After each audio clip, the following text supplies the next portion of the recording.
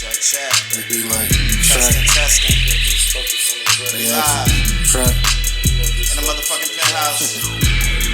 Got my dog motherfucking trap with me. They be like, trap. When you gon' just focus on this rap shit? When the fucking bunny rabbit teach me magic.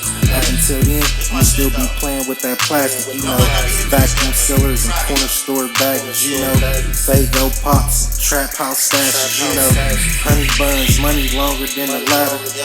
I left her crib and took 100 off the mattress. Then double back a week later like bitches had me. Just call me Bay, I ain't your motherfucking zaddy. You need some money, better get it off your bladder. Yeah, that ass fat, but my pocket's way fatter. We waiting on this little gray bitch, cause she the baddest. We laying on this bitch ass nigga, we bout to snatch him. They saying I'm a rich ass nigga, I'm like a statue. The way a nigga rockin' this pistol, they think it's fashion. The way a nigga rockin' these diamonds, you still haven't. Be like, trap. You gon' just focus on this rap shit. When a fucking bunny rabbit teach me magic. Up until then, you still be playing with that plastic, you know. Vacuum sealers, corner store baggage, You know. Fago pops, trap house stash. You know. Yes, sir.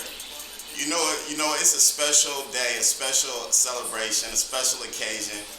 We got my motherfucking round in this bitch. Some of y'all may know him as Prince Midas. Some of y'all may know him as Chubby. Some of y'all may know him as Trap. Some of y'all may know him as the Hienest. We got motherfucking Trapbaby Hienest in the building. Trap is good. I really got Trapbaby in the motherfucking penthouse. This is a crazy. I had to come through from my round on top. You know, first and foremost, I appreciate you for coming through. How you been? And I've been just chilling, man. Just chilling, staying out the way. That's all you can do, man. That's all you can do. You just celebrated a birthday not too long ago that I actually was able to attend, and that was crazy. Good vibes, great foods. You had acts, the whole nine, and I just wanted to let you know that I really enjoyed myself there. The hospitality was great. If you ain't been to a Trapbaby party yet, you missing out in life. For sure.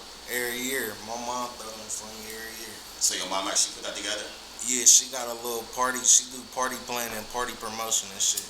You and your mom? Weddings, all that type shit. You and your mom real close? Yeah.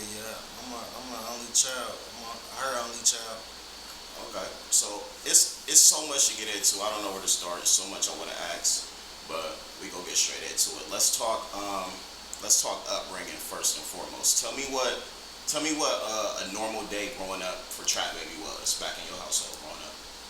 Shit, a normal day growing up was Monday, Wednesday, Friday, Sunday, we in church. Like, my grandparents is pastors, so it was a lot of revivals and baptisms and Sunday school and prayer night and Bible studies. It was all type of, it was wild, man.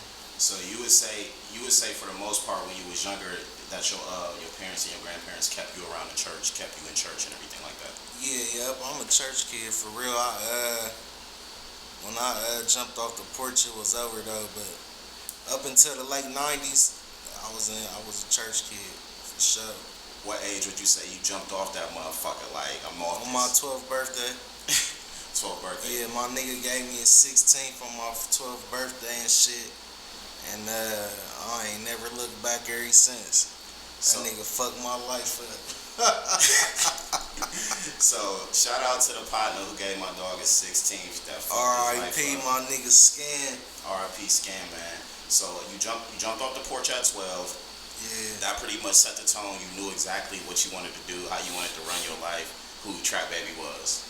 Yeah, I was just for real, like, growing up, hearing all the stories about my dad and his niggas and shit, like how they was balling and they had the city on lock. I wanted that, you feel me? Hold that thought. So you said your dad, so did you grow up single household or was it mom and dad? Nah, my dad was in jail. He didn't get out. He got out like, I think he got out in 98, like right after I turned 12. Okay, go ahead and finish, I'm sorry. So that nigga, I think he did 11. Like 10 and a half or 11, you know what I'm saying? But just hearing all the stories about him and his niggas and shit, like, I just wanted to see what that shit was about, you feel me? I grew up low-key, like, I wouldn't say we was poor, but, like, we was we was poor for real. You know what I'm saying? So I wanted to see what that shit was about.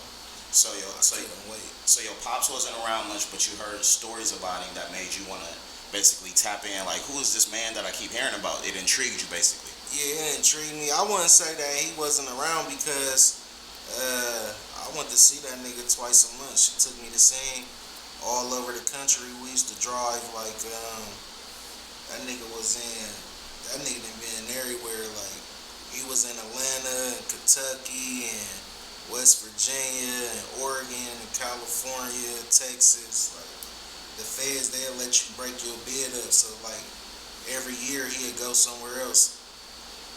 We'd be hitting the road, going to sing twice a month and shit. That's how I learned all the freeways at a young age. So you was making these visits to see your dad in jail. Yeah. So tell me as a young man growing up, because to me, honestly, and from my impression of it, you seem like more so than it affecting you, it kind of made you so intrigued to that lifestyle that it kind of, I don't want to say probably progressed you into that lifestyle, like to where it wasn't something that hurted you. You actually enjoyed it? Nah, I don't think no nigga enjoyed going to see their parents in prison. But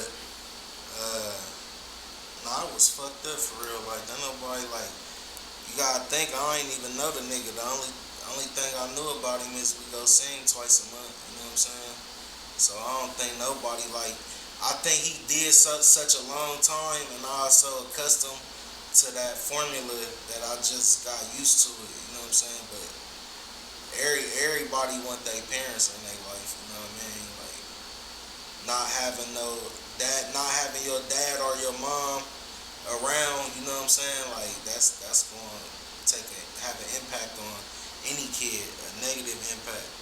Tell me what's your relationship like now with your dad? I don't got one. So it's non-existent, basically. Yeah, ain't nothing going on. What's the fondest memory of you growing up that you remember with your dad? I don't really got no fond memories of him for real. Besides, it's not one good memory that you remember. Like it's some shit that I wouldn't want to talk about. That's cool too.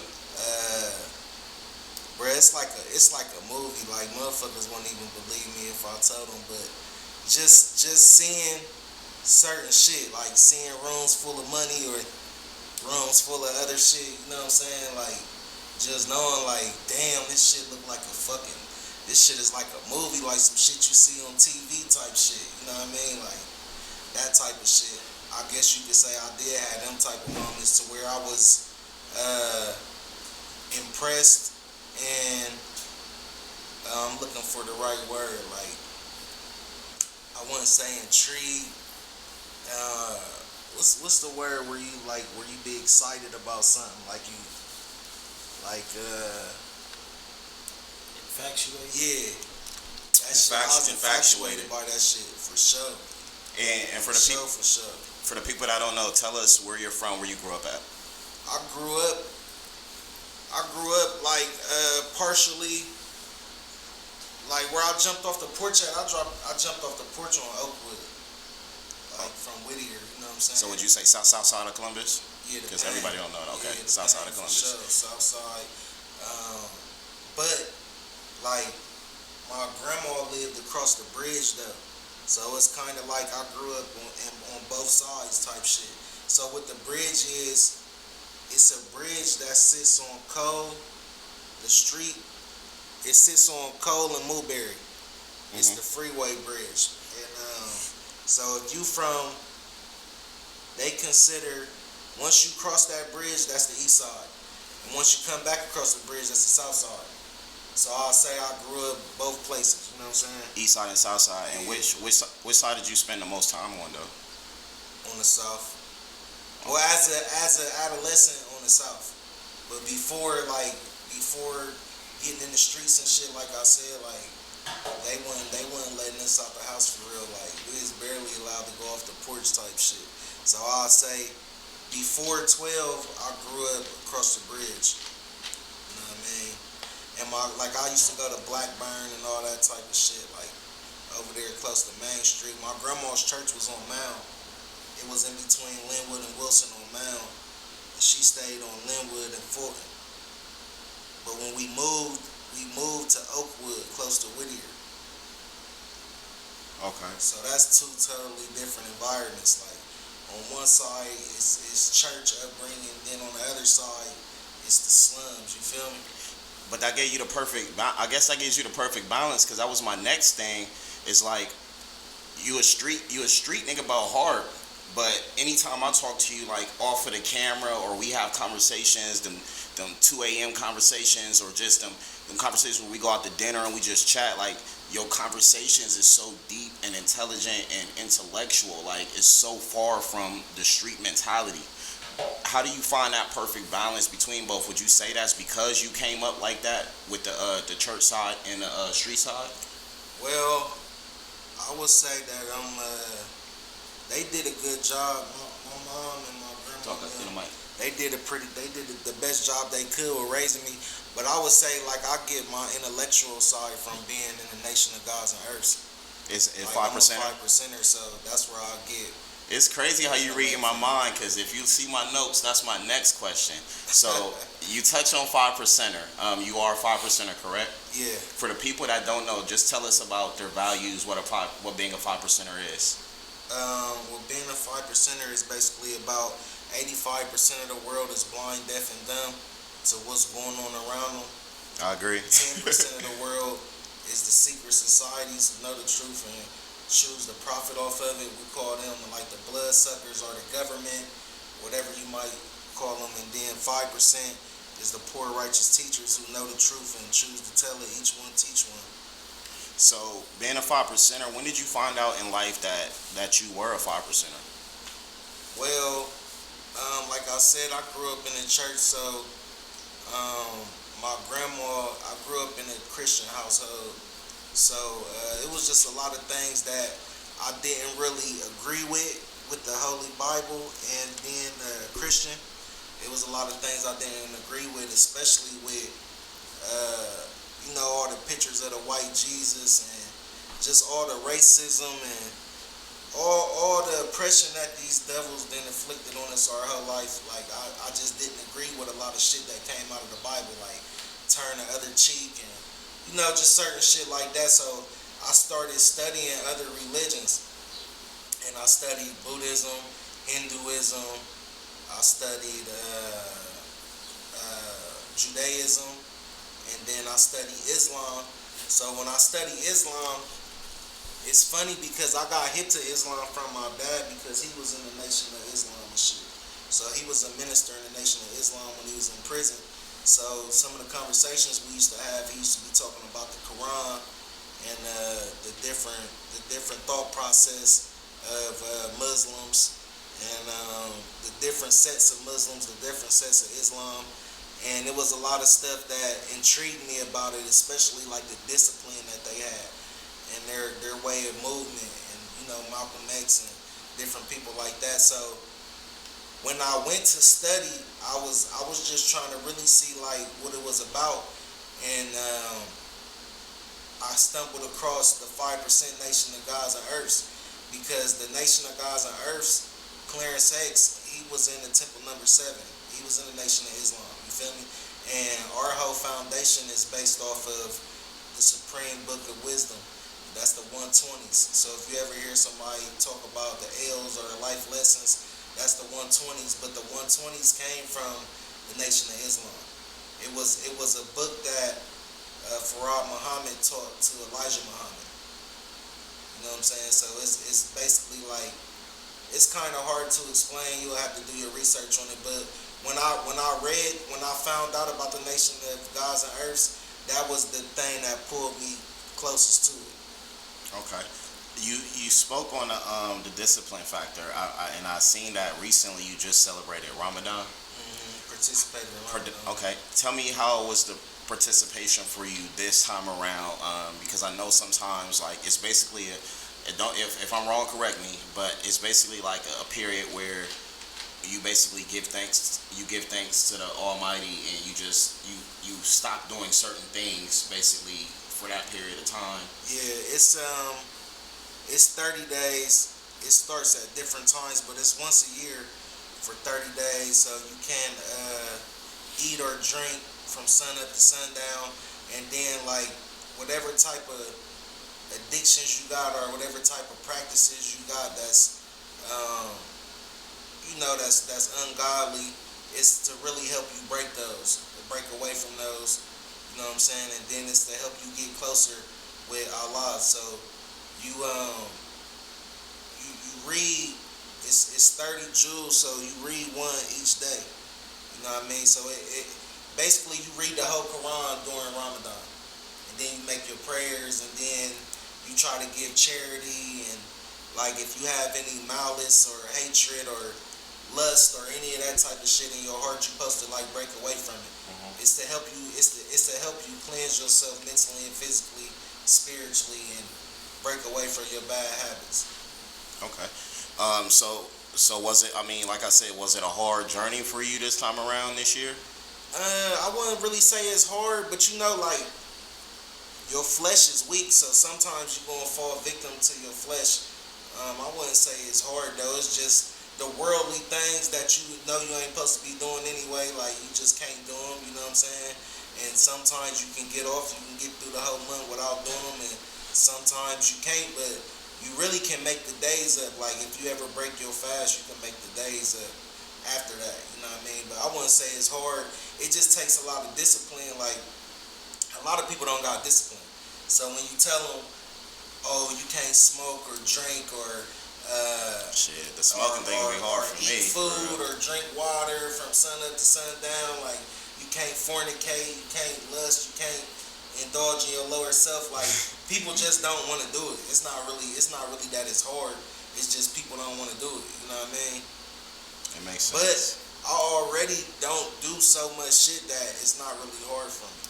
Cause I already like don't eat no chicken or turkey or beef or pork or, you know what I'm saying? Like I got a whole lot of things that I don't do that normal people, that regular people do. So it wasn't that hard. But it's always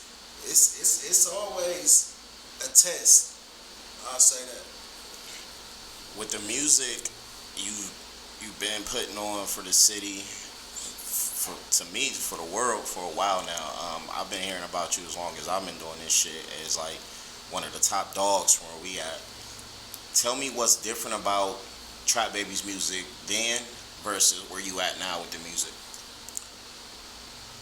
Well, I would say that the only thing is really different is, for one, you elevate and you mature over the years, so the stories get different. You know what I'm saying? So your way of thinking, your outlook on life and the things that you've been through changes. It should change. You should keep progressing and keep elevating. You know what I'm saying? Mentally and financially, and you know what I'm saying? Your outlook on life, you shouldn't think the same as a kid as you do as an adult. You know what I'm saying? Like the little part in the Bible where it say, when I was a kid, I thought as a child, when I turned into an adult, I put away the childish things. You know what I'm saying? So It's like, I would say that my music has changed because I'm not sitting on the block no more. Like, I'm not hitting the block. I'm not selling crack. Like, I'm not gang banging. You know what I'm saying?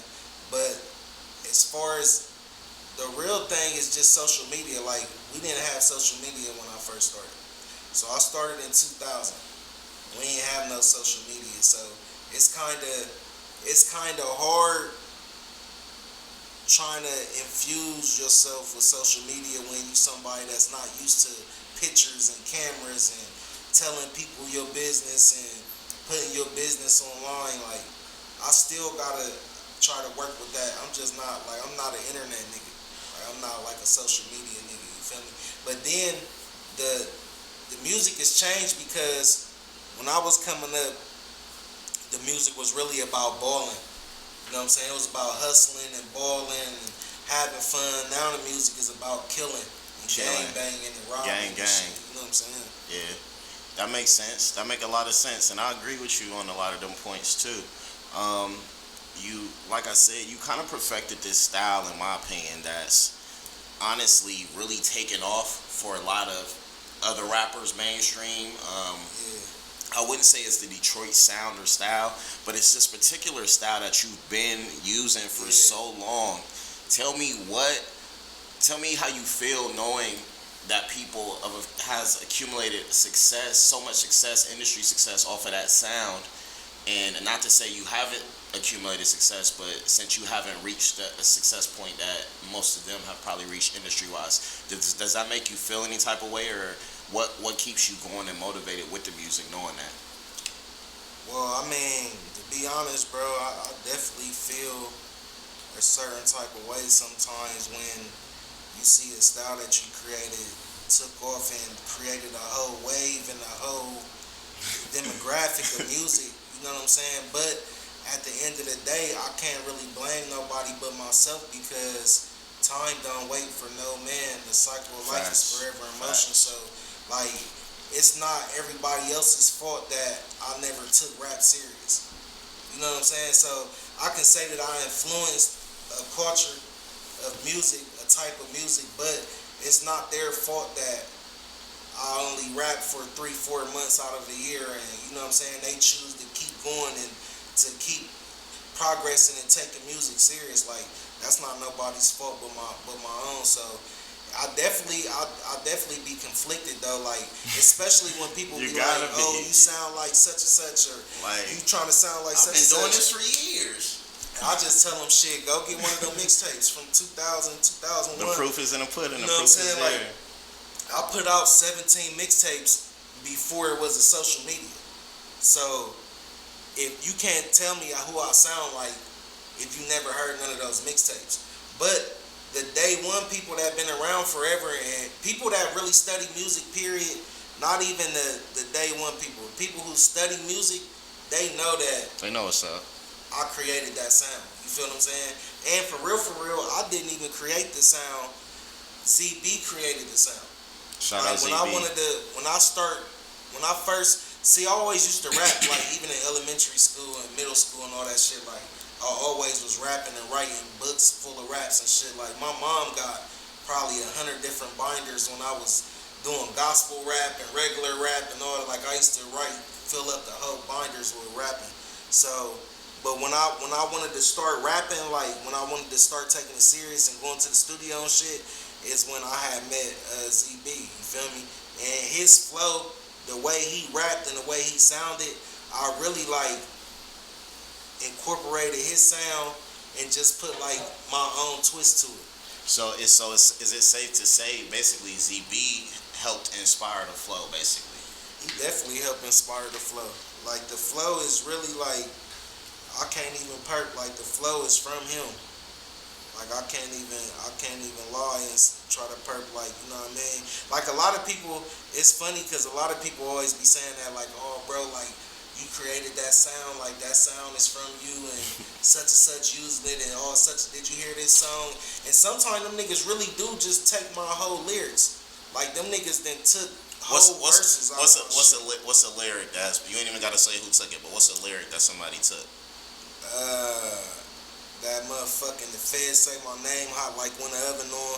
Like, nigga, the feds say my name hot like when the oven on. Yeah, you know you stole my dog's lyrics, man. I don't know who you talking about, but you know you stole my dog's lyrics, man. Yeah, Give them back. That's one of my key phrases. Like, you feel what I'm saying?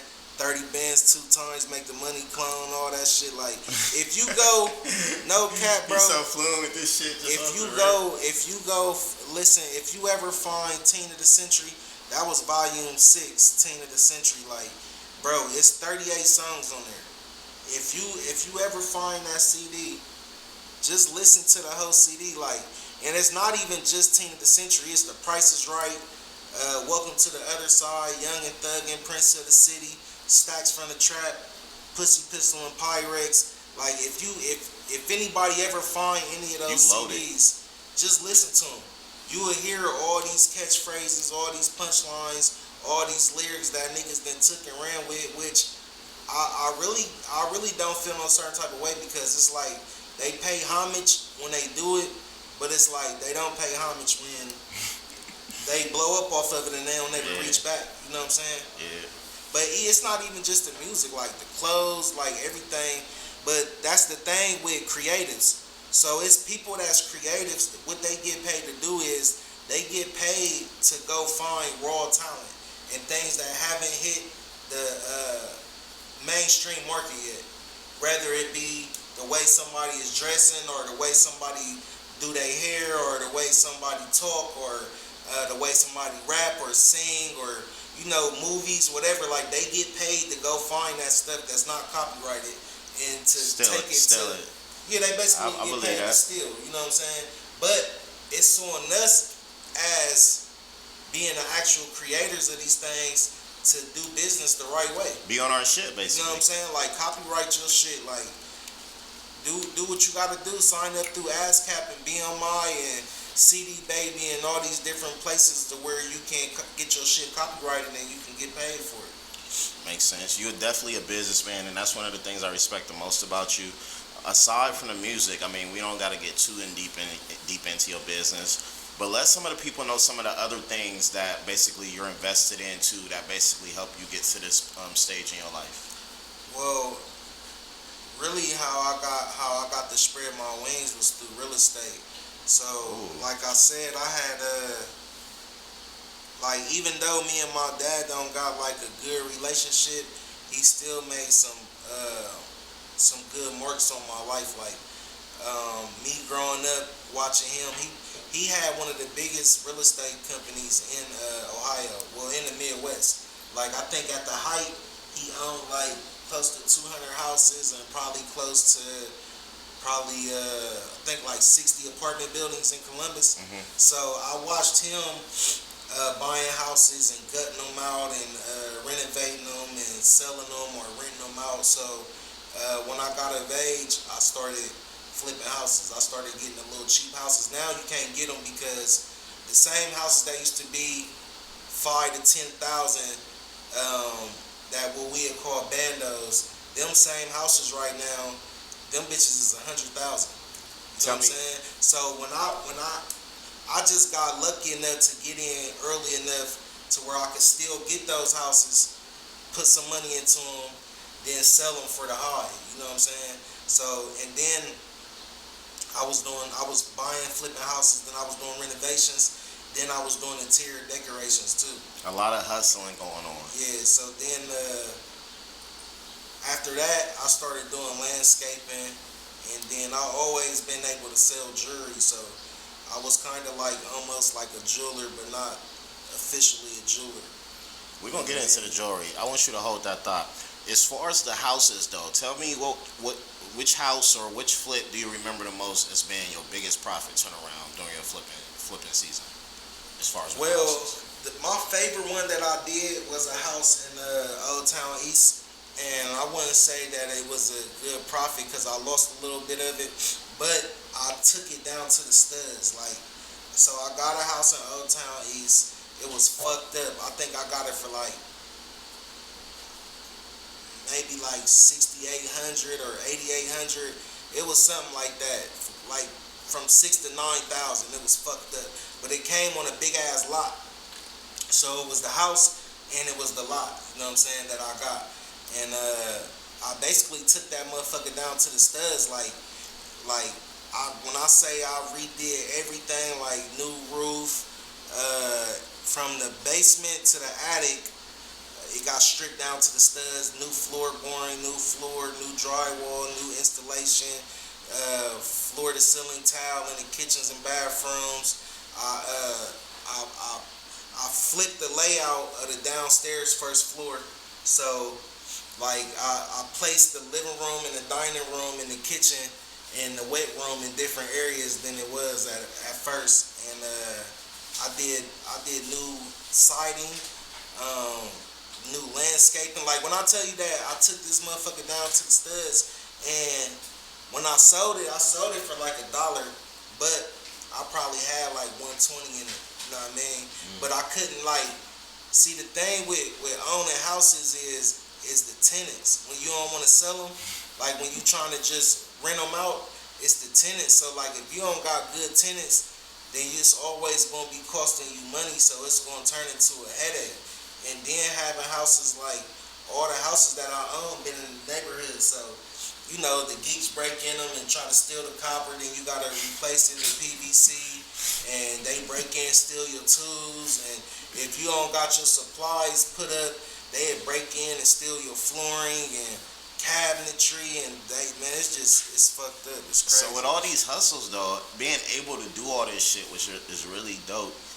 If not rapping, what would you be locked on? What would be your center focus? If rap was never the option, what would it be? It would have been real estate. Okay, for sure. That makes sense. Real estate and interior decoration. Like I went to Fort Hayes for decoration and architect, and then I went to New York Institute of Arts for interior decoration. Oh, okay. And then I went to Columbus State and Miami Jacobs for business management. You know what I mean? So like, if it wasn't so you got degrees. I didn't finish. Okay.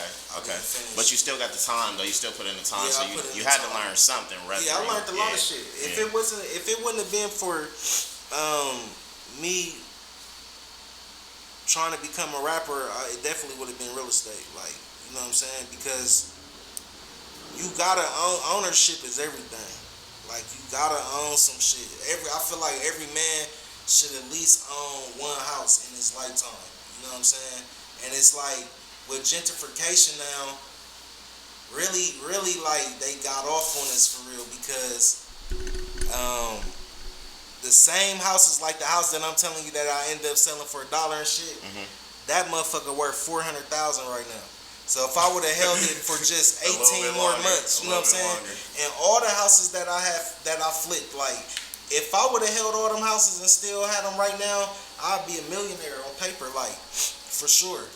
So a multi-millionaire.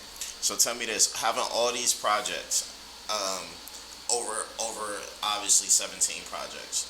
You just dropped the Trap List 3. Yeah. Out on all platforms. Make sure y'all go check that out. Just as far as the body of work of Trap List 3, in my honest opinion, I feel like it is some of the best work that you have absolutely done this whole time. And it's not to say anything about your other work. You're one of my favorites, like, as far as putting this wordplay together.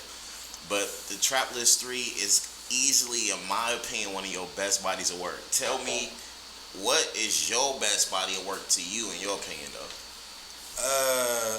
My best body of work, my favorite project will probably be Prince of the City, Volume 3, and then The Price is Right, Volume 4, and Teen of the Century, Volume 6. So I did 17 projects before social media. So altogether now I probably got that's why I said over 17. Yeah, I probably got about 25 now. Working. But I would say that Trap List 1, 2, and 3, I fuck with them because it's when I mastered my craft. See, before I didn't have it mastered. So now I got the sound mastered. You know what I mean?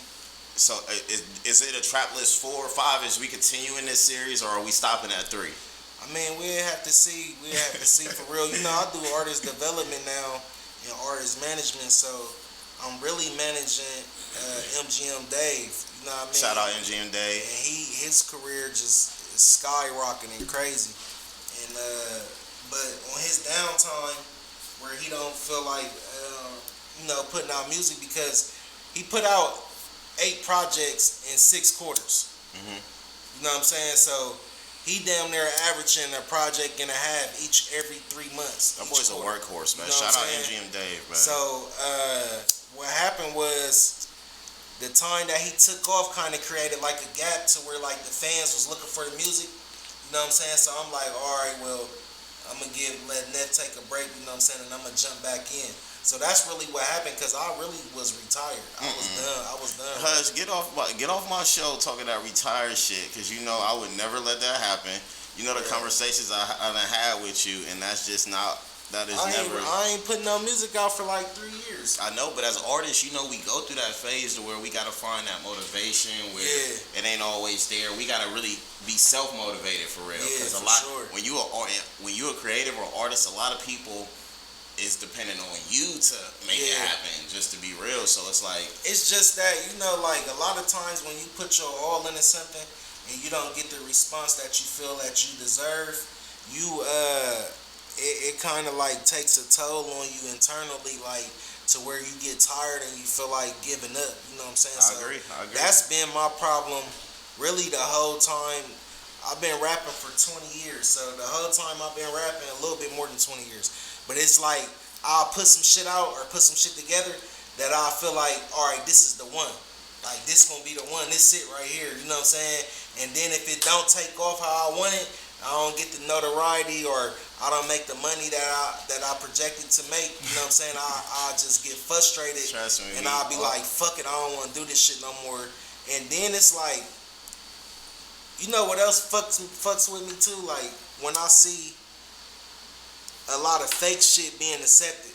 Like, the whole music industry now switched so much that it's so much fucking 6ix9ine, like, niggas a lot of trolling, and a lot fake gang banging, a lot of trolling and type shit, fake hustling, and you know what I'm saying? Like, people base notoriety off of money now. It's not off of morals no more. So it's a lot of shit that make me not want to rap or not want to be affiliated with rappers because these niggas be fake as fuck. Like, you on here talking this shit because I too have had some of these same fucking feelings, especially about the music industry. I feel like you gotta troll to actually get notoriety. Sometimes I feel like the talent really don't. The music, the talent really is so far out the window that if you ain't willing to make an ass of yourself or like, really, you gotta sacrifice your integrity or your life. And what I mean by that is, like, if you not beefing with somebody or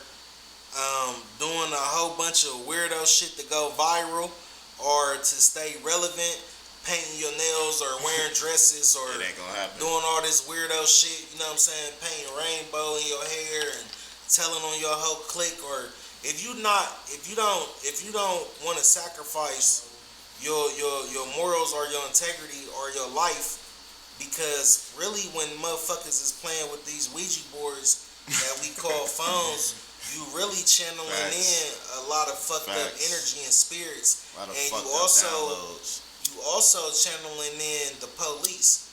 You know what I'm saying? So a lot of these niggas, you see them. I mean, it's countless stories. I don't want to forget this. You said police. And you said about the ratting situation. So you hip to the Columbus page. It's a page in Columbus now. Paperwork party. Now, in your honest opinion, just your thoughts on it. I mean, for real, paperwork can always be documented, but that shit be looking real. Like, that shit look real. I don't know if it's real or not. And if it is real, shame on niggas, man. Shame on them, you know what I'm saying? But nobody gives a fuck no more. So it don't even matter. Like, you can show that a nigga is a cop or a rapist or whatever. Like, as long as they got something going on, some money or that some other clout, people can benefit off of it, it doesn't even matter no more. You know what I'm saying? Like, it doesn't matter. Like, so that's another thing about one of the reasons why I didn't want to rap no more, is because, like, people's values and morals is just out of the window now. Like, it doesn't matter. Like, none of that shit matters. I agree. Like, who cares for real? That's like 6ix9ine. When I was growing up, bro, 6ix9ine would have been dead the first day he got out of jail. Yeah, he would have never been trolling like this for years afterwards, and he told on the whole gang and put it, you know what I'm saying? But now, nobody really gives a fuck, because you gotta think, 95% of the world is not street niggas. They not in the streets. They're not gangsters. They don't give a fuck about being a gangster or sticking to the code or none of that type of shit. They never even heard about that shit. Speaking of the streets, you spent some time in jail? Yeah, I did a couple years. I always like to just touch on it a little bit when I have my guests on, if they have spent time in jail, just basically because I know the motivation and inspiration to overcome those type of things is really hard for men to do, but to see that it's men out here that actually do it, I just like to touch on it a little bit. Tell us, first off, how long did you do? I did 24 months. Okay. As far as your stint in jail, tell us what was one lesson you took from that whole experience? What was the main lesson you took from that whole experience? The main lesson I took from that whole experience is don't get caught. do whatever you doing. It ain't about what you do. It's about how you doing it. You know what I'm saying? So take all the necessary precautions not to get caught doing whatever the fuck you doing. Because if you get caught and you get prosecuted, if you stand doing all 10 and you keep your mouth closed and you get prosecuted, you gonna have to go in there and smell them farts and listen to them lies. Was it? You know what I'm saying? Was it a hard 24 months? Not really. The hardest thing for real is I did like 120 something days in CRC. So CRC is like a transit program for the state. So it's like that's where you go until you find out where your parent institution is gonna be at. And it's 23-hour lockdown. So it's 23 and 1. So that hour you get out, you can either get in the shower or you can go to rec, or you can get on the phone, you know what I'm saying? And sometimes it don't even be a whole hour. They might give you like 30 minutes, you know what I'm saying? So that was like the hardest part of it, is being, because it sells. So it's like, imagine being in a bathroom and take the tub out, replace the tub with a bed, with a little cot. You know what I'm saying? So that's your cell. That's rough. You know what I mean? Like, the same size as a bathroom. That's your cell. And you in that bitch for 23 hours a day. You know what I'm saying? You got the toilet in there, the sink, the mirror, and you got, instead of the tub or the shower, that's a cot right there. You know what I mean? And it might be fucked up because you might got another cot over top of you. Like, you might have a bunkie in that motherfucker.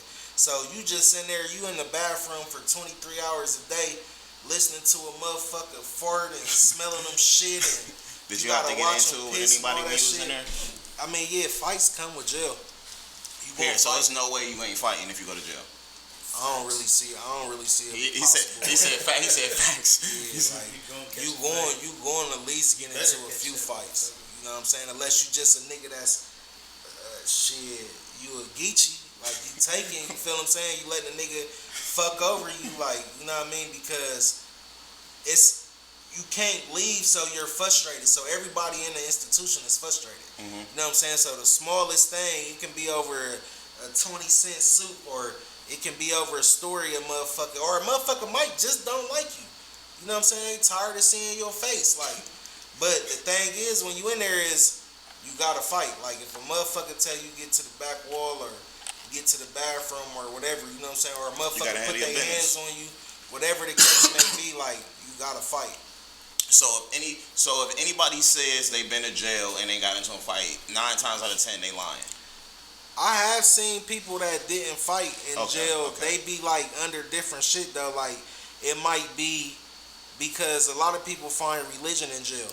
So it might be somebody who was in, you know, they might have been a Christian or a Muslim or a 5%er, or they might have been a Jew, or, you know what I'm saying, a Buddhist, like them type of people. Yeah, they can do a whole bid without fighting, you know what I'm saying? And then, like, for real, the joint is just like the streets. You just can't leave. Like, it's like being in a big ass recreational center that you can't leave. You know what I mean? So it's like all the same shit that's going on in the streets going on in jail. Like, motherfuckers getting robbed, motherfuckers getting hated on, motherfuckers is telling, all that type of shit. It's all going on in there. You feel what I'm saying? Because you gotta think, you can have cell phones, you can have drugs, you can have whatever, jewelry. You know what I'm saying? So it's like all the same streets, shit. basically. Yeah, from the streets. So it's like, if you involved in street shit, you know violence come with street shit. Yeah. Sooner or later, you gonna have to indulge in some violence. So unless you a nigga that's a pussy ass nigga, and like, cause it's just like the streets, how you got niggas in the streets that if they get robbed or some niggas take some shit from them or whatever, they just look the other way and be like, I don't give a fuck about that shit. Like, I'm getting money. Like, you feel me? And they get it back a different type of way. So tell me this, what's some words of advice, being that the youth is our future, the youth is gonna be running this shit? What are you telling what can we tell the 16, 15-year-old teenagers as far as keeping them on the right path to help them overcome any obstacles they're going through, to keep them out of jail, keep them out of that shit? I would tell them, just like I tell all my little cousins and all my little nephews and all my little homies, we don't need more street niggas. We don't. the streets is full with enough niggas. You know what I'm saying? It's already been enough gangsters, robbers, jackers, hustlers, kingpins. Like, man, ain't nothing wrong with getting a job. Like, you know what I'm saying? Go get a job. Nothing's wrong with a 9 to 5. Go to school. You know what I'm saying? Get your diploma. Go to college. Get you a degree. Like, we need more productive citizens. We need more.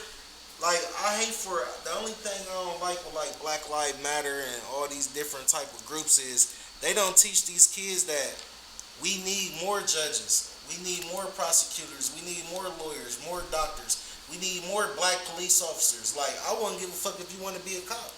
Go be a cop. You know what I'm saying? Like, we don't need more street niggas. We don't need more killers. We don't need more gangsters. You know what I'm saying? That's great advice. Like, yeah, that's really great advice. Do the right thing, like, because for real, the streets is unforgiving. So it's like, you might see the glitz and the glamour of it, but it's a lot of shit you ain't seeing 98% of the other shit that people go through. For example, YSL. I know you just seen the indictment. Tell me, as far as from your perspective, being a street dude, where does YSL stand in their predicament right now? Where do you see their label in the next 5 years, based off the situation they have right now? Just your predicament. Well, bare minimum, their label is ruined. You know what I'm saying? Like, I don't want to wish prison on them, but it's kind of hard to get up from up under RICO charges and racketeering and conspiracy and all that shit. So, like, in the next 5 years, more than likely, they'll probably be in. Most of them, 90% of them, will probably be in prison. That's a crazy situation, yeah. Like, cause we see all this shit happening to a lot of the mainstream rappers where they getting wrapped up in these situations, but we seeing them on TV, we seeing them shining, and the kids is looking up to them, and the kids ain't thinking like, they probably just thinking like, all these cats is doing this music, not knowing like, no, some of these cats come from the street, some of these cats get in the game, some of these cats is still in the street, and it's what comes with it. And if you remember what I just said, the internet. What's the main thing, the first thing that all prosecutors and governors and mayors and shit, when these type of cases come out, what's the first thing that they say?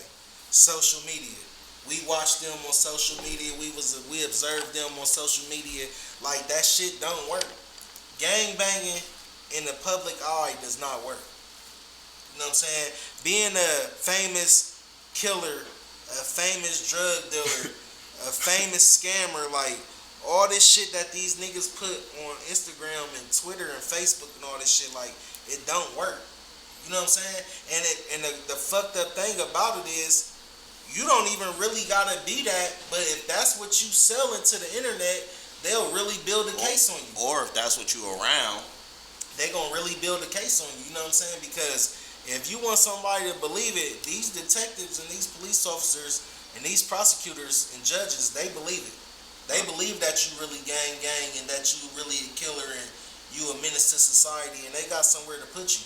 Yeah, a lot of people telling on themselves through social media. That's all they do. Let's get into. So you said you're the only child on your mom's side, and you got. I know of Kwame. Any other brothers or sisters on your father's side? Yeah, I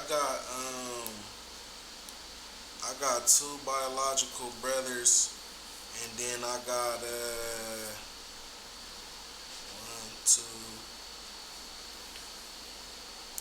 2 sisters through marriage and 3 other brothers through marriage. Are you close with all your siblings? Nah, I'll probably say I'm kind of close with the boys. With like 3. I'm close with my 2 biological brothers a little bit. Like, we ain't really that close either, but like, I would say I'm closer with them than I am the rest of them.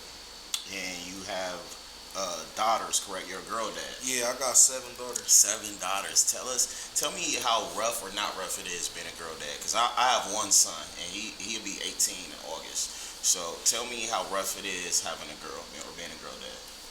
Bruh, being like, that shit is just crazy because, like, so you having a son, you gotta worry about different things than me having daughters gotta worry about. Like, with your son, you gotta worry about them getting locked up or getting killed or getting hurt in the streets or even by the police, getting killed by the police or I speak you know to what I'm my son saying? about that too. All Getting type pulled of over like and shit. or being involved in shit or just being in the streets thugging, like you know what I'm saying, bringing kids home, whatever the case may be. But like when you got daughters, you gotta worry about all type of other weird shit because you gotta keep the women in your family protected, and you supposed to guide them the right way. Like if you misguide women, you get held down, double accountable for it on your day of judgment. You feel what I'm saying? So it's like when you got all daughters, you gotta protect them, and like having 7 different personalities is just crazy, bruh. Like 7 different female personalities, like that's crazy. They say 7, ain't that like considered a heavenly number? Yeah, the number of completion. So do you think you done with 7? Hell yeah, I'm done. I only got to 7 because when I was at 5, I was trying again for a boy and I had twin girls. So I said, shit, it's over. I get the message. It's a wrap. Yeah. Tell me this. You've been in this shit since you was young. You've been around so many stars, so many celebrities. You've been just in this life of just fame and fortune. You've been seeing it. You've been around it. You're not new to it. What's one of the favorite places that you traveled in your life? Like on vacation or just? It could just be you going on a business trip, vacation. Just one of the most memorable places that you've been in your life that you like. Damn. My favorite place on earth is Beverly Hills in Bel Air. Beverly Hills and Bel Air. Yeah. I fuck with Cali. What's one place that you have to go before it's all said and done that you haven't been? Man, I need to get my fucking passport because I done been all over the country a million times, but I ain't never been out the country. So one place that I really want to go, I want to go to Mecca. You know what I'm saying? I gotta go make my pilgrimage to Mecca, and then I want to go see. I want to go to Mecca to make my pilgrimage, and then I want to go to. I want to go see the pyramids. I want to go to all That'd be dope. What is it? The 9 wonders of the world. All the 9 wonders. Yeah, I want to go see all the 9 wonders of the world for sure. That's the pyramid. He said the pyramids. Yeah, I gotta go see wild. the pyramids though. I know to shoot a video out there, it'd be so lit. That shit'd be crazy. I gotta put that on my bucket list, man. I gotta put that on my bucket list. Like, cause I get into history a lot, so like, I wanna go see the 9 wonders of the world for sure. Is it 8 or 9? I thought it was 9. It might be 8. Let us know. Comment below if it's 9 or 8. Comment Y'all let us below, know. Y'all let us know. But however many of them it is, I want to go see all of them. So I want to go see Stonehenge, the pyramids, the Giza. I want to go see all of that shit. So you definitely thinking the pyramids, the 9 or 8 wonders of the world is definitely on bucket list for sure. Oh yeah, that's a fact. I gotta go to that. I gotta go to every country in the world. Like I always said that. Like I want to see the world. Like a lot of people, it's crazy, bro. A lot of people never even been outside of Columbus before. That's true. Like they never even been to Cincinnati or Cleveland. Like let alone going to Miami and Atlanta and Houston and New York and California. You know what I'm saying? Like a lot of people never even seen the country. Facts. So that's crazy to me. Like, how the fuck can you wake up every day and live your whole life without even going out of town? Like, you've never even seen another city before. That's ridiculous. The world is bigger than Columbus. Definitely got to get out, got to travel. Bro, don't nobody even know what Columbus is, bro. Like, when you go out of town and you tell somebody that you're from Ohio, the first thing they say is you from Cleveland or Cincinnati. When I say Columbus, they say Georgia. They think it's Georgia. And then this is how you let them know where you're from. You'll say, "Oh, I'm from where the Ohio State Buckeyes at." They be like, "Oh, the Ohio State Buckeyes." Yeah. Lex Wessner live there. I'm from where LeBron won a championship. Like they don't even know what Columbus is, bro. Only motherfuckers that know about Columbus is street niggas. Like when you out of town and you run into some street niggas and you tell them you from Columbus, they get overly excited. But besides that, like regular civilians, they don't even know what Columbus is. Who went in the championship this year, NBA? Man, that's a hard one. I really thought Golden State was gonna win, but they playing kind of Mickey for real. Like they iffy as hell in the way they playing. They barely winning. Like that shit they did last night, bro. I I was so disappointed, bro. I'm like, man, first of all, Moran ain't even playing, and y'all motherfuckers barely won. And the shit that the last 30 seconds really determined y'all winning. Y'all fucked off the whole game. So I don't know, man. The Grizzlies might take it. So you want the Warriors to win, but you thinking they still love a nigga in the Bay like I'm Curry.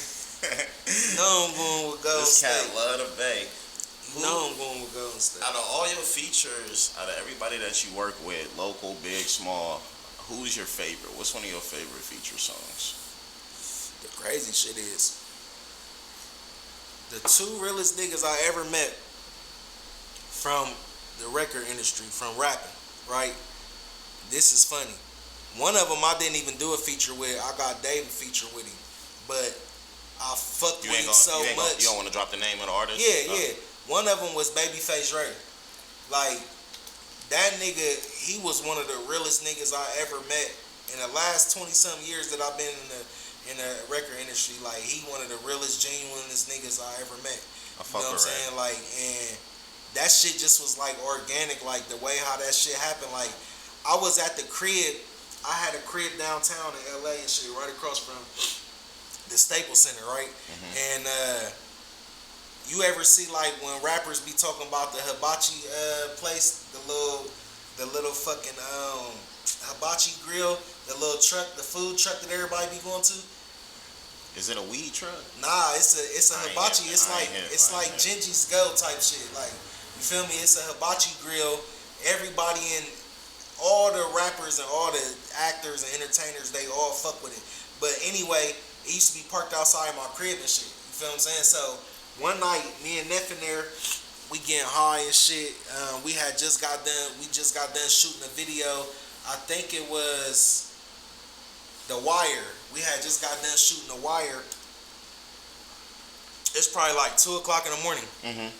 1 or 2 o'clock in the morning, and he like, damn, Uncle, I'm hungry. Like, what can we eat? I'm like, shit, the hibachi truck might still be open. He like, shit, fuck it, let's go down there and look. So we go down there.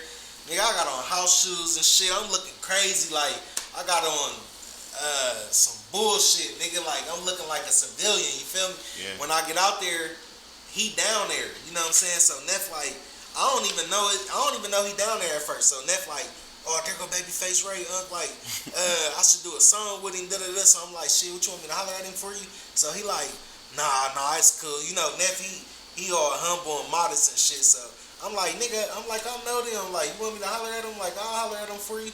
He like, yeah, see what he say.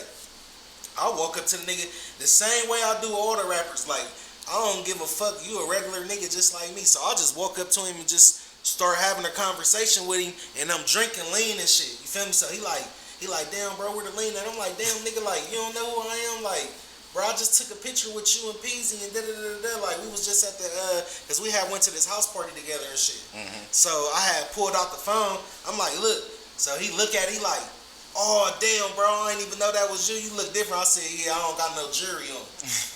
When a motherfucker look regular, you know, and that's crazy. Like, even people that I know, like, on a day-to-day basis, like, if I see them and I don't got my jewelry on, they be like, damn, bro, I didn't even know that was you. Like, that's fucked up that people remember you from jewelry and shit like that. But anyway, so I had got the nigga's number and shit. So he like, oh, yeah, bro, like, he like, Lou and them about to pull up, blase, skip. You know, I fuck with Lou super heavy. Like, Lou a real nigga, too. Like, Lou one of the realest, genuinest niggas. I've been knowing them for like 10 years, and Lou always like embraced me no matter what. Like, you know what I'm saying? Like, I can't even take him out of the equation. Like, but anyway, to make a long story short, I ended up fucking with him. We got his number and shit.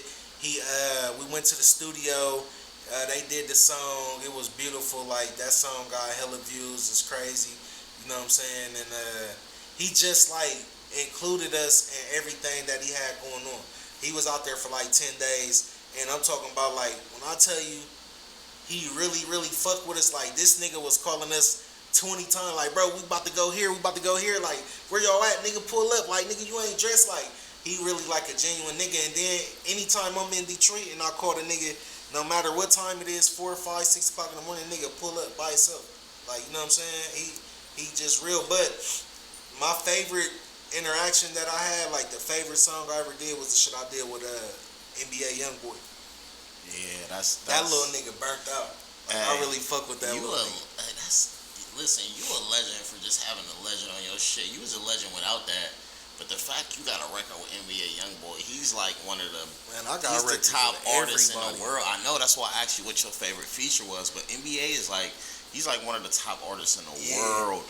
And it's funny because like when we did that record, he was he had just came out. Like he was like 17 or 18.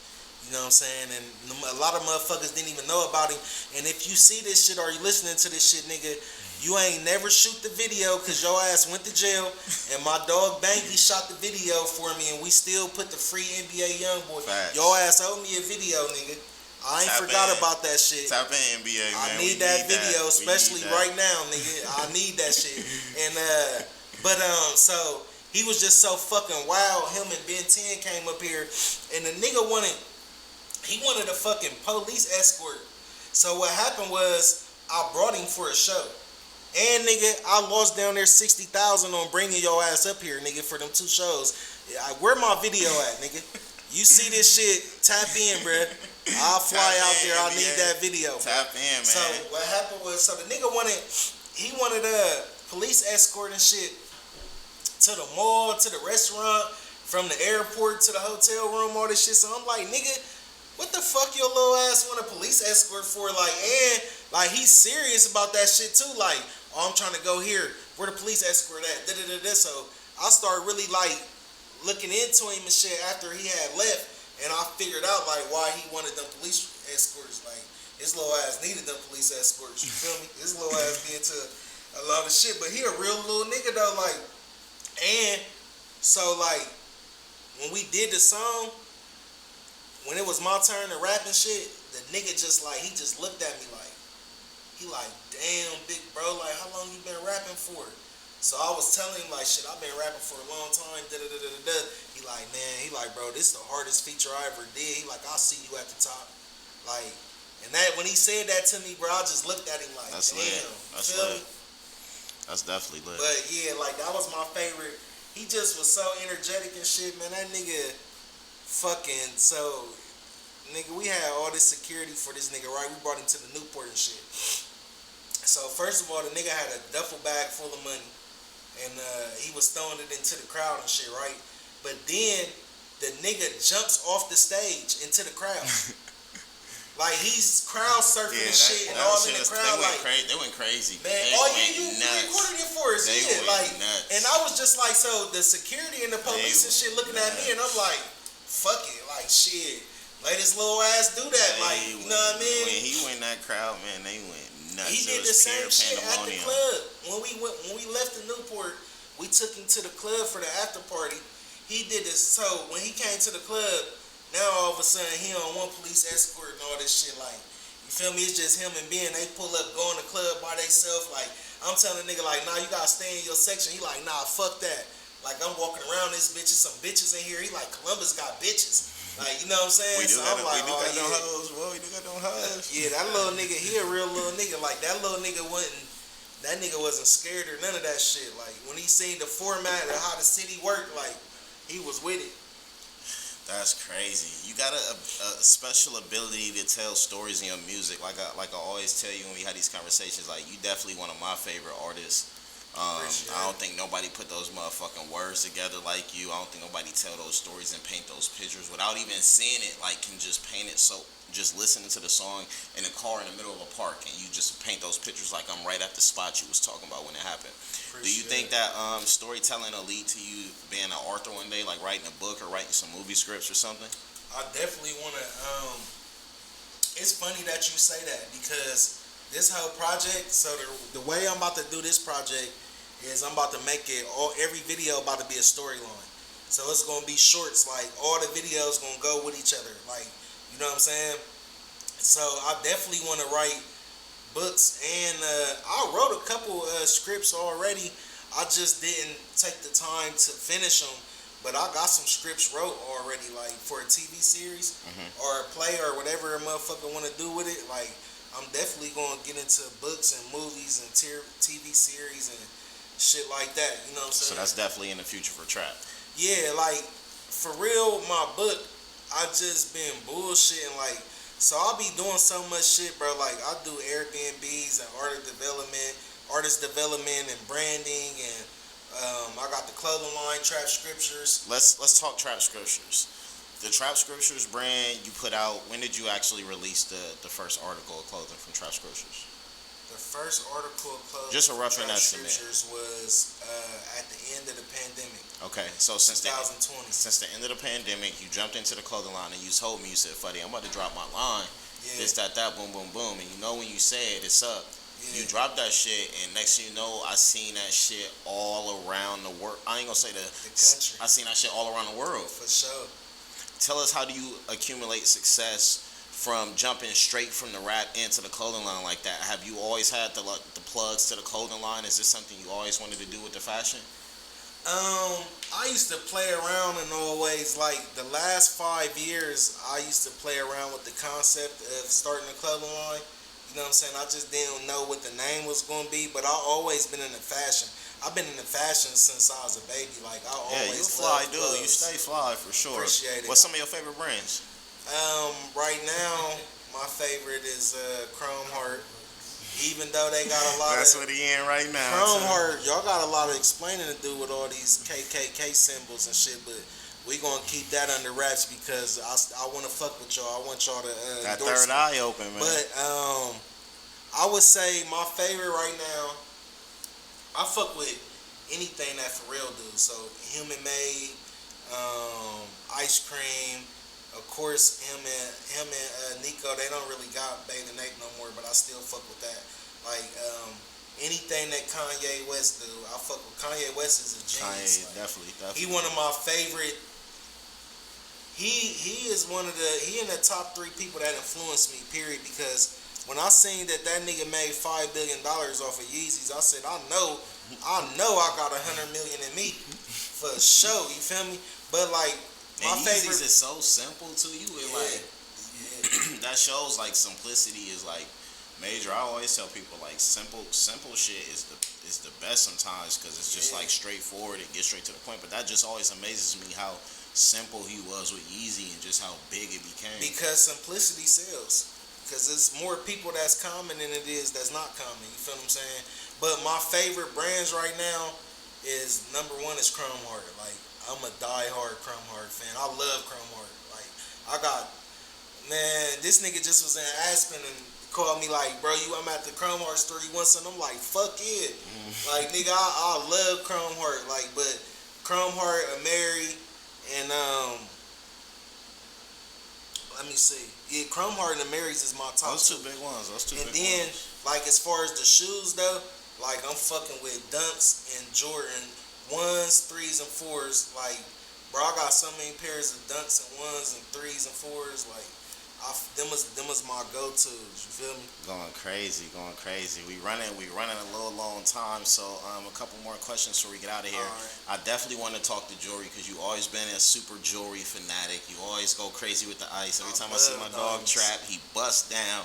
He came with the TB piece. I came light today, actually. Rings on. Talk to us about your jewelry. What you got on today?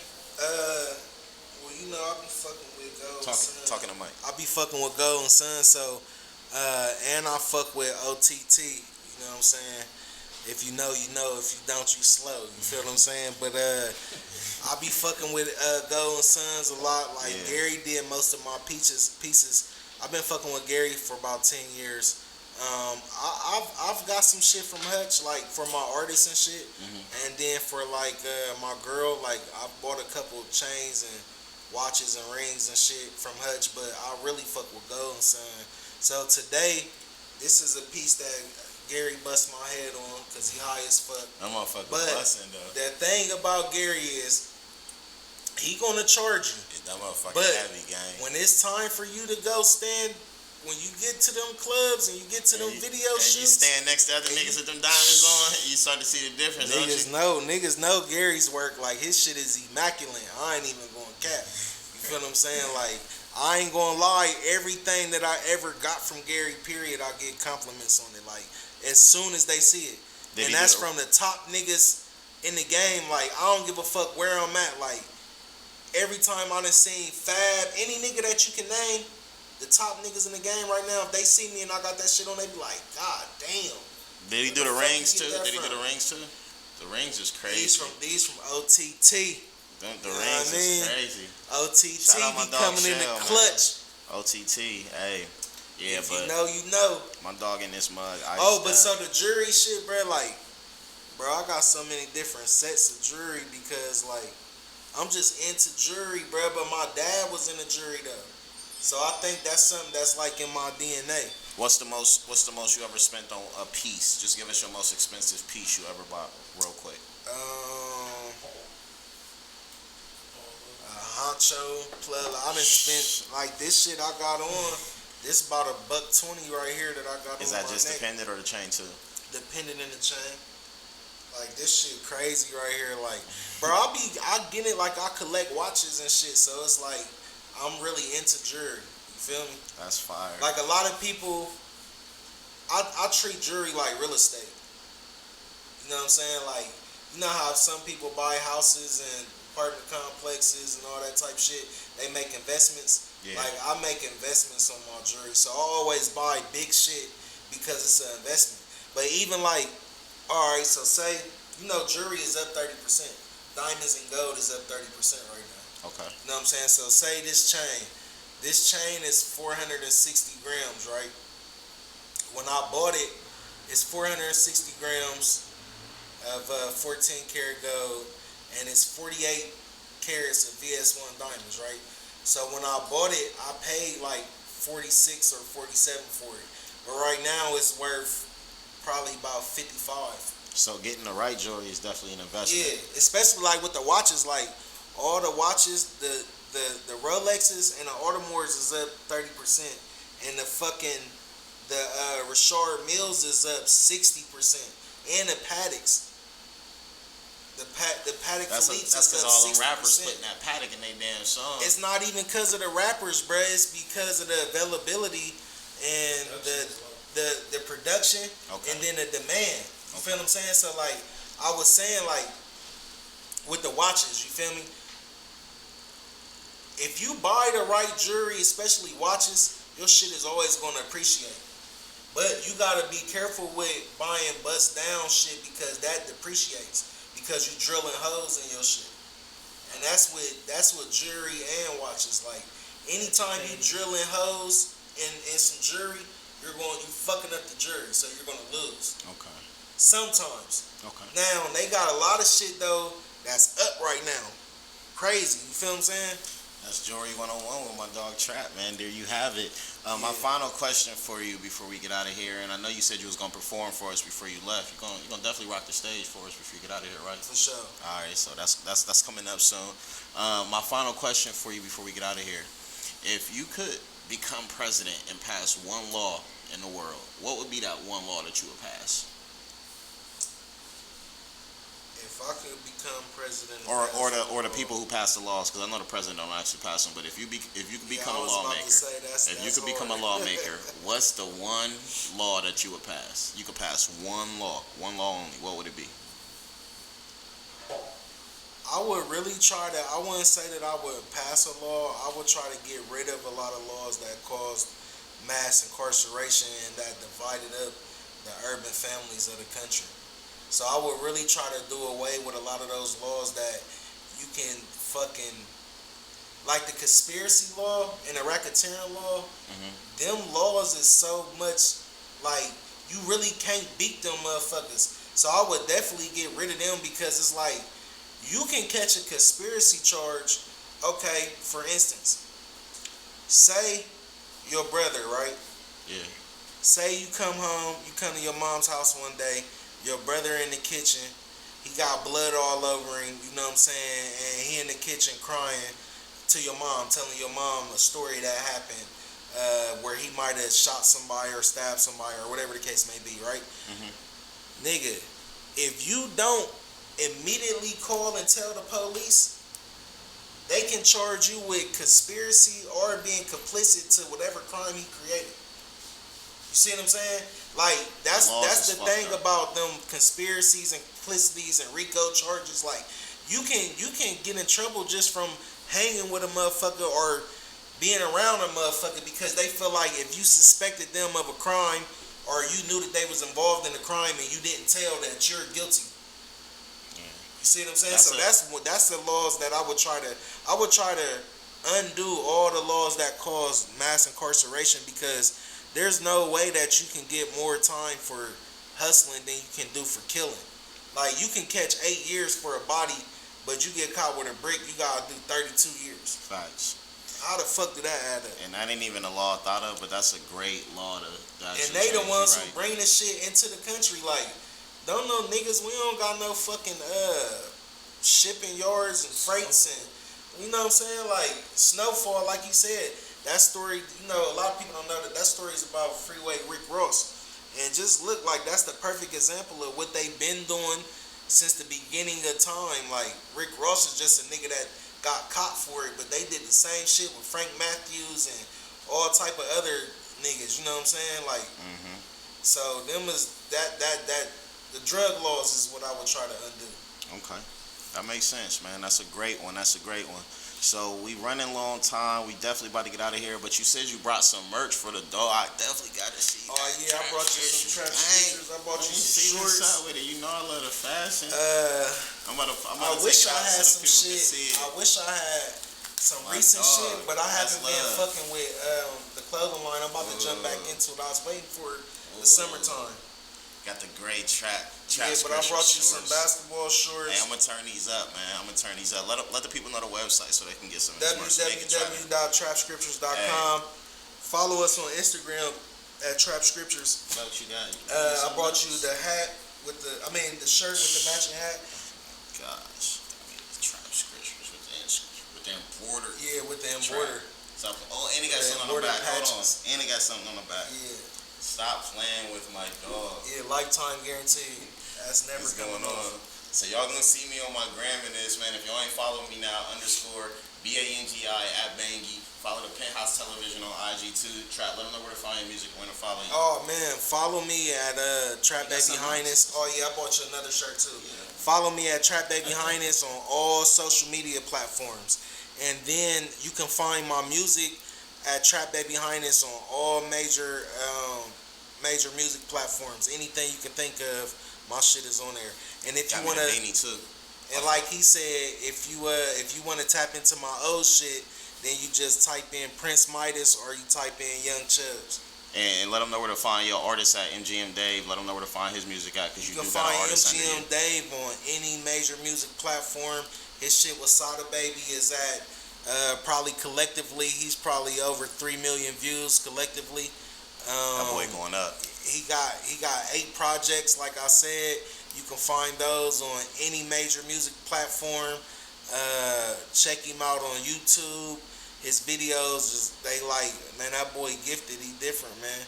And he damn near about to come out with some new shit too. So he was supposed to be here, but he got tied up. But be looking for him to be on Bangy's show. Yeah. And Bang, a lot of people don't know, like, Bangy is the reason behind a lot of our success. Like, we finishing up with the same people that we started with. You know what I'm saying? Appreciate that, bro. Love. So y'all heard it from Trapbaby Hienest himself, man. Make sure y'all go look my dog's music up. Make sure y'all tap into the clothing line. We at the Penthouse bring y'all the exclusive interviews. Only the interviews that Bangy could bring y'all. Can't nobody get these interviews but the Penthouse. Y'all know the fuck we rocking. How did you get me to do an interview? I don't even do it. Hey, we ain't gonna give them all the sauce. But again, make sure y'all follow the Penthouse on IG at Penthouse Television. Make sure y'all follow me as well on IG at Bangy @_Bangy BANGI. Other than that, man, I think that's it, man. We out this bitch. 100%. Stack that money long till I can't fold it up. This drunk gon' suck my dick so good I damn near sobered up. I'm lit. Fuck nigga, never care about me. Fuck nigga. Yeah, the squiddy won't play fair about me. Bitch. Choppers in the air about me. Money on a nigga head about me. Went on T and cop that low, now it's a double up. All my bitches bad, ain't no tummy tucks, bitch. No emotions, we ain't going outside, little bitch. Spend this money up to go and get a bag, little bitch. Bitch, I'm shining, ho, I know you see this clarity. I don't let no fuck niggas near me, they don't worry me. They don't worry me. Body, baby, can't you tell a nigga heavenly? Flower setting, 700 grams, cost my 7. Bitch, I'm Gucci down to the socks with the Yeezy boots. Shit, I shoot him, shit, I